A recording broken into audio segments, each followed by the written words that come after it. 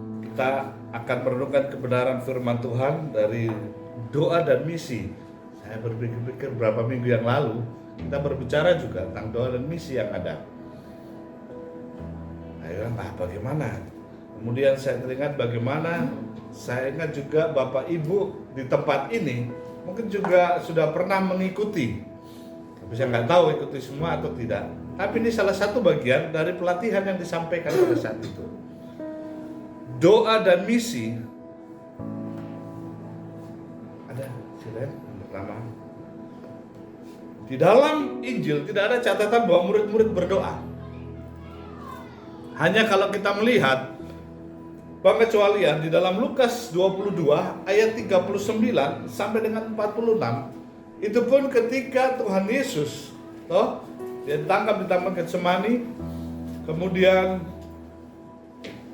kita akan lihat beberapa ayat nanti di sana dalam renungan yang ada, dan di situ murid-murid mereka pun tertidur, tidak kuat berjaga-jaga 1 jam saja.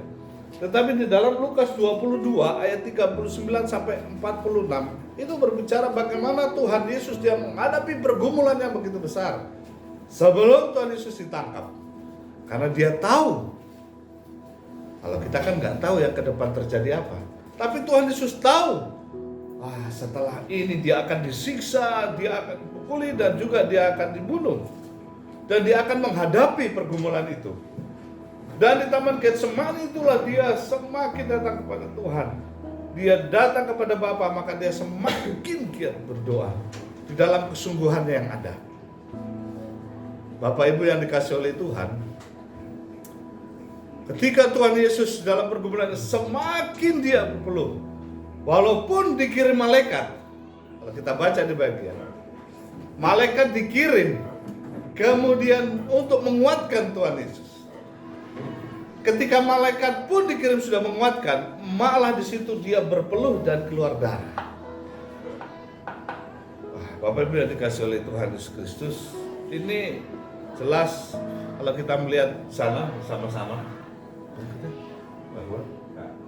Ya.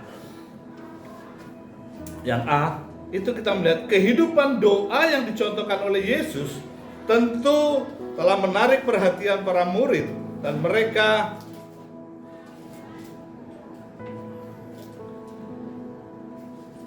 melihat bahwa mereka di situ sungguh-sungguh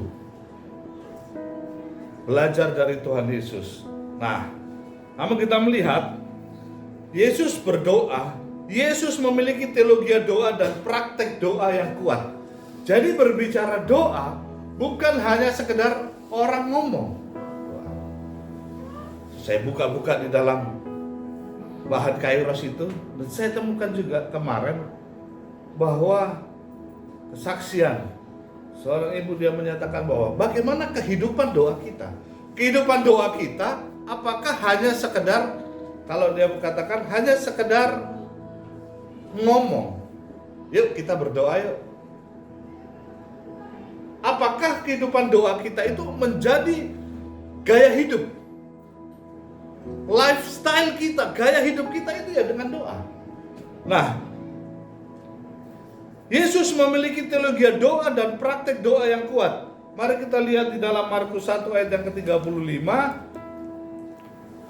Sana dikatakan bahwa Markus 1 ayat yang ke-35, pagi-pagi benar, waktu hari masih gelap, ia bangun dan pergi keluar.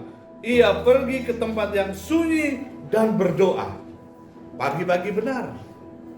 Maka kita juga lihat, bukan kita mau bilang bandingkan. Ya, kalau dibilang orang yang tidak percaya dengan kita saja, ya, orang-orang Muslim pagi-pagi mereka juga sudah berdoa, ibadah. Mereka berdoa datang kepada Tuhan. Kemudian di dalam Lukas pasalnya yang kelima, ayatnya yang ke-16. Di sana dikatakan bahwa akan tetapi ia mengundurkan diri ke tempat-tempat yang sunyi dan berdoa. Padahal pada saat itu Yesus telah menyembuhkan orang. Setelah dia menyembuhkan orang, kemudian orang itu katakan, wah, bagaimana Yesus, supaya apakah berita ini tersebar? Tapi tidak. Ketika orang sedang ramai karena yang disembuhkan, tapi Yesus diam-diam mundur tempat yang tersembunyi dan berdoa. Nah, kita lihat lagi Bapak yang dikasih oleh Tuhan, Lukas pasalnya yang ke-6 ayatnya yang ke-12. Itu jelas juga dikatakan di sana bahwa pada waktu itu pergilah Yesus ke bukit untuk berdoa, dan semalam-malaman ia berdoa kepada Allah.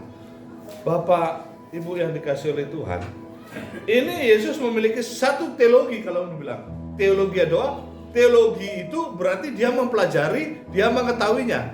Berarti Yesus bukan hanya mengetahuinya, maka dikatakan doa dan praktek doa yang kuat. Ada banyak kehidupan kita orang Kristen bisa berteologi doa, berteologi tentang doa, tapi praktek doa sangat sedikit. Maka kalau berbicara tentang ayo doa misi, boleh dihitung. Sebenarnya bukan dari tempat sini, di mana-mana berbicara tentang doa misi, yang hadir mungkin 3 orang, 4 orang, begitu. Tapi kalau berbicara, ayo kita doa untuk kesembuhan, woi, yang hadir bisa, ribuan orang datang. Tapi kalau berbicara tentang, yuk doa misi, itu hanya 3, hanya 4 orang. Tetapi Bapak Ibu Saudara yang dikasih oleh Tuhan, kita lihat Yesus memiliki teologi doa, tapi praktik doanya itu begitu kuat. Dia ajarkan bagaimana setelah dia sembuhkan orang, bukan dia, supaya inilah saya Yesus, tidak. Tetapi lihat, dia pergi menyendiri dan berdoa. Bapak Ibu yang dikasih oleh Tuhan, di dalam Lukas pasalnya yang ke-5 ayatnya yang ke-16, itu kita lihat, tetapi Yesus mengundurkan diri ke tempat yang tersembunyi dan dia berdoa. Bapak Ibu yang dikasih oleh Tuhan, ini begitu penting bagian dalam kehidupan kita. Kita harus tahu bahwa ada teologi, betul kita tahu, tapi praktek doa itu juga harus jalankan. Nah, Bapak Ibu yang dikasih oleh Tuhan, yang kedua, mengapa doa begitu penting bagi Yesus? Mengapa doa begitu penting bagi Yesus? Dikatakan di sana, karena Injil merupakan waktunya. Jadi berbicara karena Injil, itu pada waktu itu penyampaian Injil, kehidupan doa yang dicontohkan oleh Yesus tentu telah menarik perhatian. Kalau kita melihat para murid dan mereka meminta agar dia mengajarkan mereka berdoa.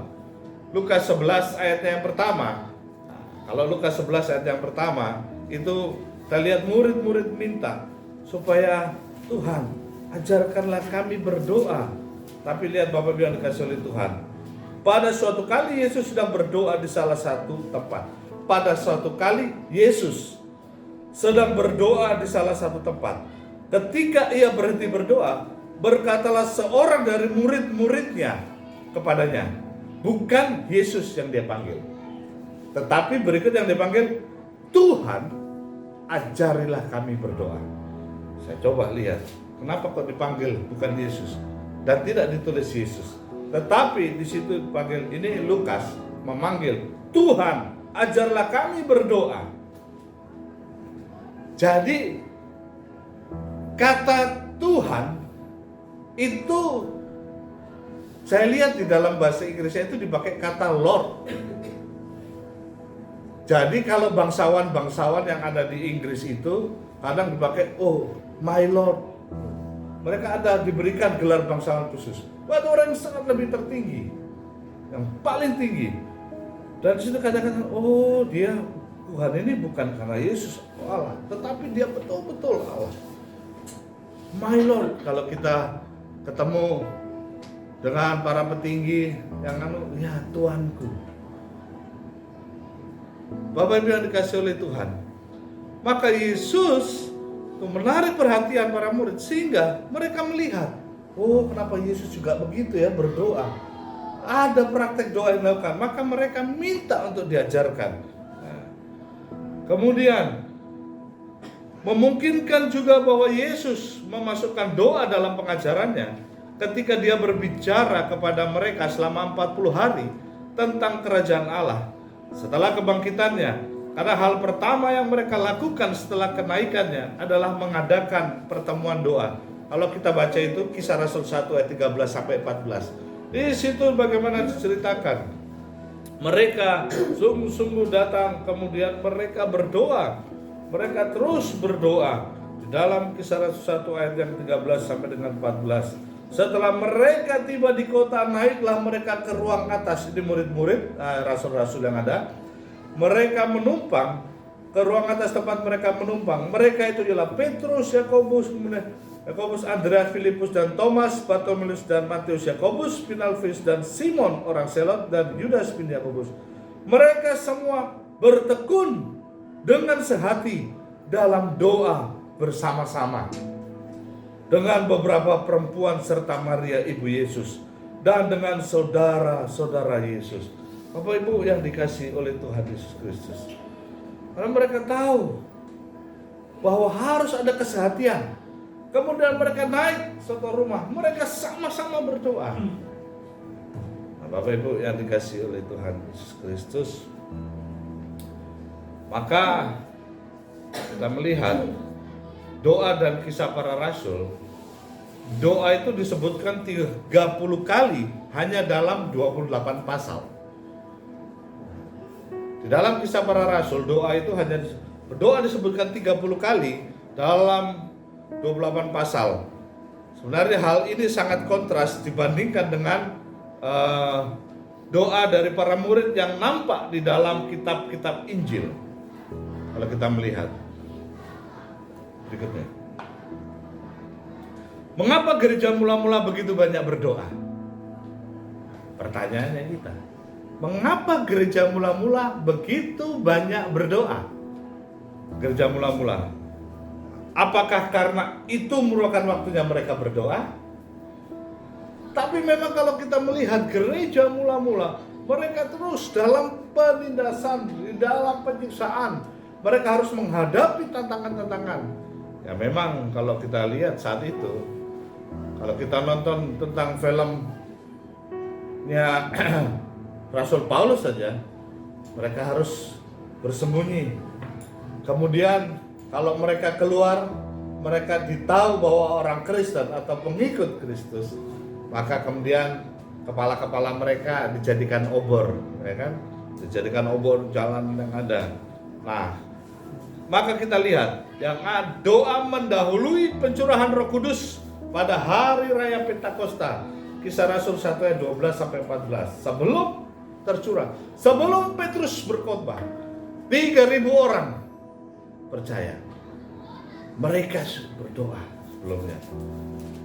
Kisah 1 itu. Setelah mereka berdoa, kemudian keluarlah mereka dan memberitakan Injil. Ya kan? Dalam Kisah 1 ayat yang ke-12, ya kan? Rasul-rasul menanti-nanti. Maka kembali rasul-rasul itu, kemudian mereka berdoa.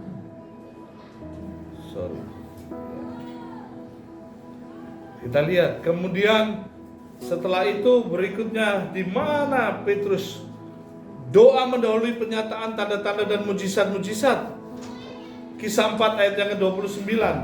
Di mana di situ kita melihat Petrus dihadapkan dengan Mahkamah Agung. Kemudian Petrus menyampaikan ayat yang ke-29. Dia sampaikan di sana apa yang terjadi. Dan sekarang ya Tuhan, lihatlah bagaimana mereka mengancam kami, dan berilah kepada kami hamba-hambamu ini keberanian untuk memberitakan Injil. Bapak Ibu Saudara yang dikasihi oleh Tuhan Yesus Kristus, bahwa tanda-tanda mujizat sebenarnya terjadi itu didahulinya dengan doa. Satu kali di Kalimantan Barat, ini bukan orang Kristen, saya lihat bagaimana mereka juga melakukan penginjilan. Ya kan? Saudara sepupu kita ini juga melakukan penginjilan sama dengan kita, karena mereka juga merupakan agama misioner.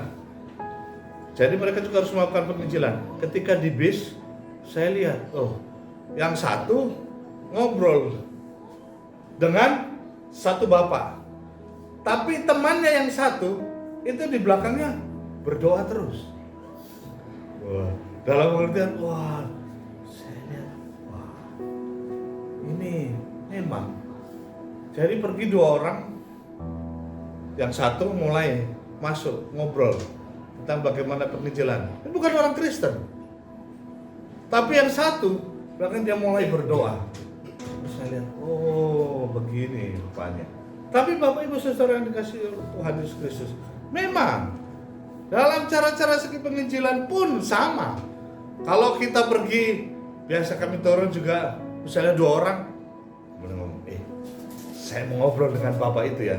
Kalaupun kita dalam pelayanan DE, saya dengan almarhum Pak Martin, begitu bilang, saya ngobrol dulu dengan itu, satu orang Chinese itu. Oh ya Om, dukung dalam doa supaya kita beritakan Injil. Memang itu yang sebelum mujizat terjadi, kita kan nggak tahu apa yang akan terjadi.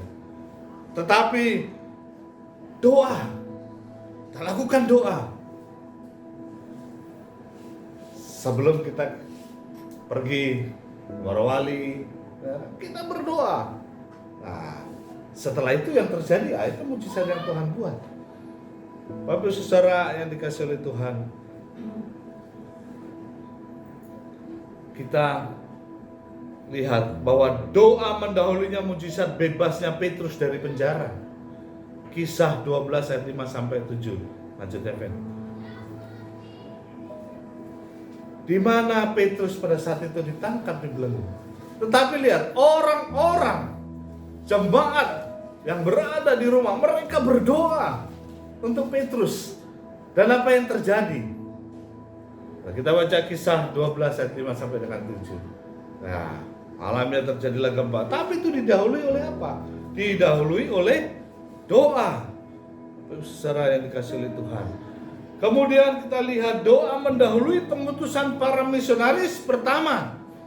Kisah 13 ayat 2 sampai dengan 3. Ayat 2 dengan 3 dikatakan bahwa pada suatu hari ketika mereka beribadah kepada Tuhan dan berpuasa, berkatalah Roh Kudus, khususkanlah Barnabas dan Saulus bagiku.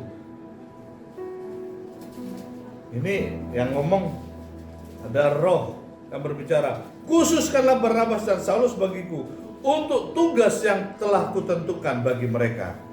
Maka berpuasa dan berdoalah mereka. Jadi ketika mereka berdoa, berpuasa, tiba-tiba ada suara yang berbicara, khususkanlah Barnabas bagiku.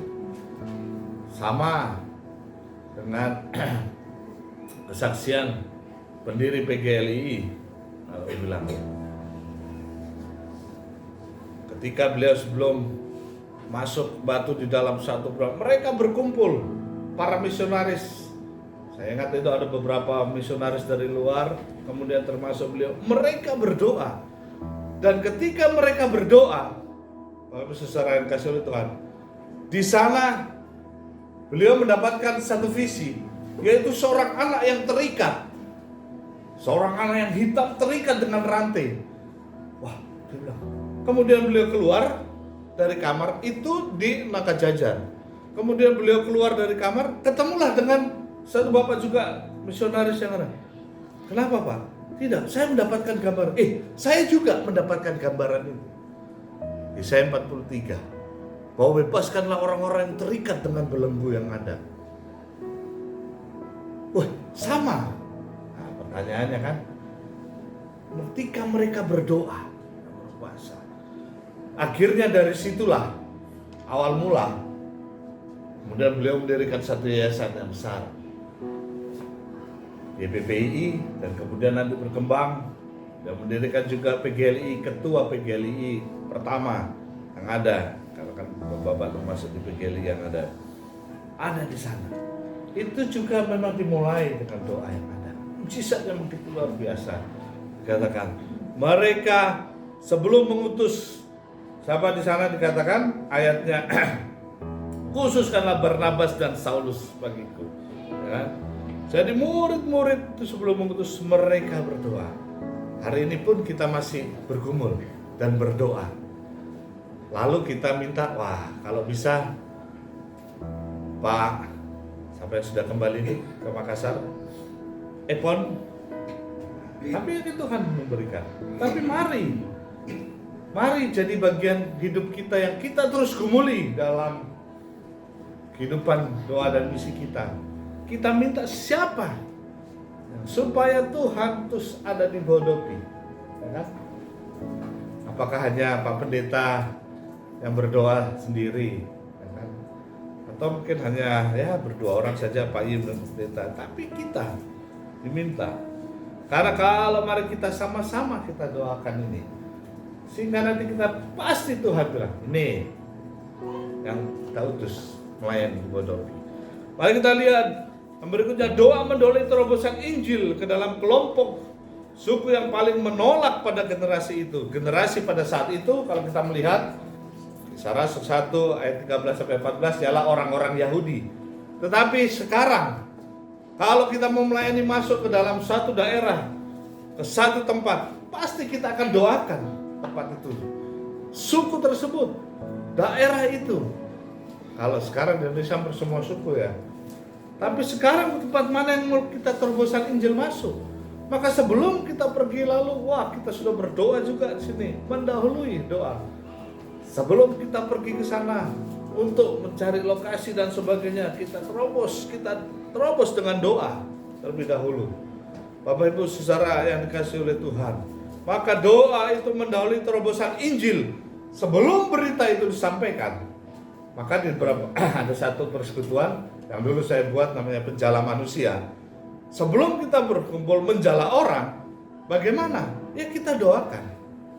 Bagaimana kita doakan? Ada waktunya, kami setiap hari Rabu, saat itu bersama almarhum. Nggak bisa kalau memang ini ada banyak orang yang masuk gereja, tapi ada banyak keluarganya yang belum percaya. Bagaimana caranya? Ya kita catat namanya, kita sebutkan. Dan memang ada beberapa yang Tuhan sudah jawab. Ada satu ketika suaminya meninggal, kemudian ketika layani, kenapa? Akhirnya ditanya, kita doakan, tidak mau itu istrinya, keluarganya, memang budak keras. Tapi kemudian ketika dilayani, ketika Injil masuk sampaikan kepada istrinya, apa yang dia sampaikan? Iya, saya masih terus teringat di telinga saya. Kenapa? Bahwa ibu saya bilang, jangan percaya dengan orang Kristen, jangan dengar itu orang Kristen. Rupanya memang itu terus yang di telinganya. Karena kita sudah doakan, akhirnya dia terbuka. Akhirnya dia mau. Setelah ditengking bahwa roh dari ibunya itu doakan, beliau akhirnya mau. Ibu ini terima Tuhan, percaya. Tetapi sebelumnya memang masuk di dalam nama-nama. Ini nama-nama, catat. Iya betul, ini kita doakan. Dan akhirnya kita lihat di list itu. Ini kalau saya tidak salah ingat, 1 di sana 2. Ya ada 4 orang yang sudah nama-nama masuk dalam list itu yang akhirnya sudah masuk percaya pada Tuhan. Bapak Ibu Saudara yang dikasihi oleh Tuhan Yesus Kristus, maka sebelum Injil disampaikan, maka doa terlebih dahulu jadi terobosan. Kan? Kemudian kita melihat berikutnya, doa pada masa kini.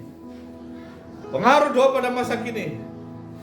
Terus jika kita tidak berdoa, kita tidak akan melihat terobosan yang berarti di antara suku-suku terabaikan di dunia. Ini kalau kita berbicara suku-suku. Tetapi kita berbicara bagaimana tentang jiwa-jiwa yang ada. Kebanyakan doa orang-orang percaya itu ialah, kenapa dikatakan top line? Top line itu hanya kepada diri sendiri. Fokus kepada diri sendiri. Karena fokus kepada diri sendiri itu biasanya bagaimana kehidupanku, pekerjaanku, bagaimana keluargaku, bagaimana gerejaku. Jadi doa hanya terputar kebanyakan di situ. Itu yang menjadi top, bagian di atas dalam doa. Tetapi kalau kita mendoakan orang-orang yang tidak percaya, orang-orang yang belum kenal dengan Tuhan, Nah, itu menjadi bagian yang paling bawah, bottom line. Menjadi bawah. Nah, yang Tuhan mau Bapak Ibu Saudara dikasih oleh Tuhan, kan sekaranglah waktunya yang Tuhan mau. Harus seimbang. Jangan selalu berdoa, oh bagaimana untuk kehidupanku, bagaimana untuk... Tuhan sudah berikan hidup yang kekal bagi kita. Kita sudah diselamatkan. Dia sudah berkati kita. Kalau kita bisa ada sebagaimana kita ada saat ini, itu kasih anugerah Tuhan. Yang Tuhan mau, mari sama. Bukan hanya kita berdoa untuk bagaimana gereja kita semua, tapi ada banyak di sana jiwa-jiwa mereka belum. Itu bagian dari doa. Maka kita lihat itu gambar yang seimbang, harus seimbang. Bahwa doa top line, bottom line itu harus seimbang. Nah, malah kalau boleh doa untuk orang-orang yang belum percaya itu harus lebih tinggi. Nah, memang kita sekarang lihat ingin pos yang ada kita buka di Bunta untuk menjangkau apa? Menjangkau mereka supaya mereka itu diselamatkan. Banyak kan memang mungkin ada orang-orang kita Kristen, ada orang-orang, tapi dari situ kita mau menjangkau jiwa-jiwa yang banyak di sana. Bapak Ibu Saudara yang dikasihi oleh Tuhan, maka itu kita perlu mendoakan. Dan sekaranglah waktunya. Mau kapan lagi? Dan sekaranglah waktunya. Kita masuk di dalam doa-doa yang ada. Yang terakhir, kasih gambaran sana, ya kan? Kalau 30 hari, kalau kita berdoa, apakah waktu kita juga mendoakan saudara kita. Ada banyak orang di dunia ini yang belum mengenal Tuhan, belum mendengar tentang Tuhan. Ya, kalau kita dibilang di Indonesia memang Muslim dibilang terbesar, tapi juga kita bisa bilang kekristenan di Cina itu lebih besar. Walaupun dalam penganiayaan, penindasan, mereka besar juga orang-orang kalau mau hitung jumlah, karena jumlahnya lebih banyak orangnya. Satu hari di China itu bisa sampai 100-200 orang datang percaya kepada Tuhan. Nah, bagaimana dengan kita? Kita juga banyak mendoakan. Lebih banyak pada daerah-daerah sebenarnya. Daerah kita, supaya mereka betul-betul, bukan hanya sekedar mereka tahu. Sedangkan di luar negeri saja ditanya tentang Yesus. Kalau di Indonesia saya yakin tahu Yesus. Orang yang bukan Kristen pasti tahu. Karena harus ada agama. Ada nama agama sekarang. Maka mereka tahu Islam, Kristen, Hindu, Buddha, Konghucu. Jadi kalau tanya tentang Yesus, dia bilang, oh ya, tapi saya tahu Tuhannya orang Kristen. Pasti begitu. Di luar negeri, Tuhan kasih kesempatan, saya tanya, baru dia bilang, siapa itu Yesus? Hah? Saya kaget, saya bisa, karena boleh saya berdoa buat kamu? Kau tahu nggak siapa itu Yesus? Hah? Siapa itu Yesus? Bayangkan, mereka tidak tahu. Sedangkan kita di Indonesia itu tanya siapa Yesus?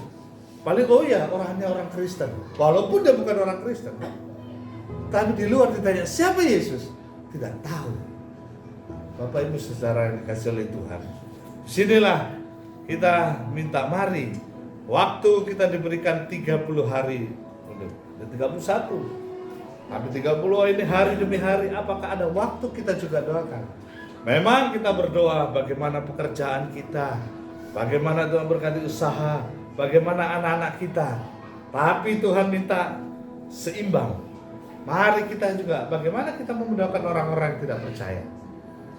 Kalau kita hanya terus berdoa untuk bagaimana pekerjaanku, bagaimana pelayananku, bagaimana usahaku, bagaimana kita mau menjangkau mereka. Dan inilah yang dikatakan bahwa doa dan misi. Doa dan misi. Gimana sebelum pergi melayani? Dimulai dengan doa.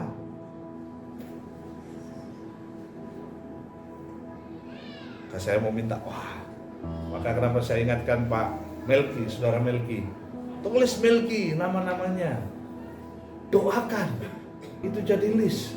Karena kalau kita doakan, pasti Tuhan buka jalan dan orang datang dan percaya. Amin. Itulah yang Tuhan mau. Bapak Ibu yang kasih oleh Tuhan, kesempatan minggu hari ini memberikan kesempatan saya, Bapak katakan, berhubungan dengan doa. Apa ini? Kita lihat doa dan misi. Bahwa di dalam teologi doa, itu Yesus memiliki pengetahuan yang begitu luar biasa. Teologi doa, tapi bagaimana dengan prakteknya? Yesus sendiri mengajarkan dengan kita. Pagi-pagi benar. Di tengah-tengah kemewahan, kalau mau dibilang, wah luar biasa. Setelah dia menyembuhkan orang, yang lain begitu bersorak-sorai dengan kesembuhan yang ada. Tapi Yesus tidak. Dia pergi menyendiri dan dia berdoa. Berarti dia ambil waktu terus untuk berdoa.